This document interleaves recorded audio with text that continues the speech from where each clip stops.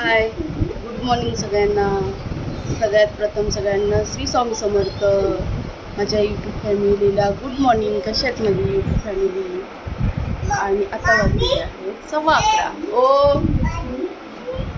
हां. आणि सगळ्यांचा चहा नाश्ता झाला का? आज थोडा पाऊस कमी आहे ना, आणि माझं चहा नाश्ता आता चहा होतं, नाश्ता नाही करत. तर कसे आहेत सगळे? कुठे जात नाही, त्याच्यामुळे कुठे काही शूट पण करता येत नाही. असं घरी आणि घरी तसं कुठेच नाही जात. तर आता माझी पूजा वगैरे झाली आहे, आता स्वयंपाक बाकी आहे, ते करायचं आहे, आता करणार. तर कशी आहात? मला एक बोलायचं होतं, ज्यांचे आई वडील नाही आहेत त्यांना, म्हणजे त्यांचं असं कोणीच नाही असं समजलं तरी चालेल. कारण की ज्यांचे आई वडील नसतात ना, त्यांचा फायदा घेणारे खूप लोक असतात. किंवा त्यांचे वडील जरी नसेल ना, तरी पण त्यांचा फायदा घेणारे खूप आहेत. त्यांची फॅमिलीवाले किंवा त्यांचे काका किंवा काकी, असे काकींची मुलं, काकांची मुलं, अशी फायदा घेणारे खूप लोक असतात. पण ते लोक हे बघत नाही की बाबा आपले काका नाही आहेत किंवा मोठे पप्पा नाही आहेत, असं कोणी समजत नाही.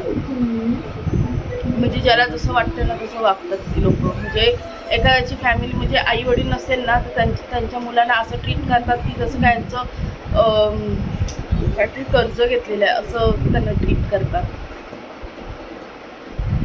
म्हणजे आपल्याला आपल्या आई वडिलांची आठवण आली पाहिजे असं म्हणजे काही लोक करतात.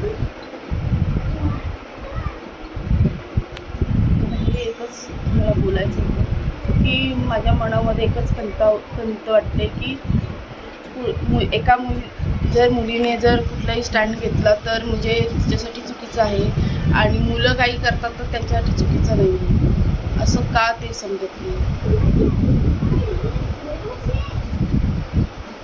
लव्ह मॅरेज केल्यामुळे असं स्टँड घ्यावं लागतं, की लव्ह मॅरेज केल्यामुळे असं फॅमिलीपासून लांब राहावं लागतं. I don't know.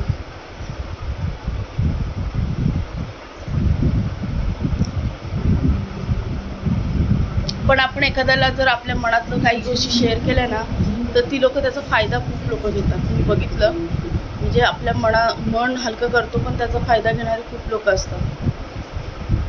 आपण एक आई वडील म्हणजे एक वडिलांच्या नात्यावरती, आईच्या नात्यावरती आपण बघतो त्यांना. तर बाय सगळ्यांना.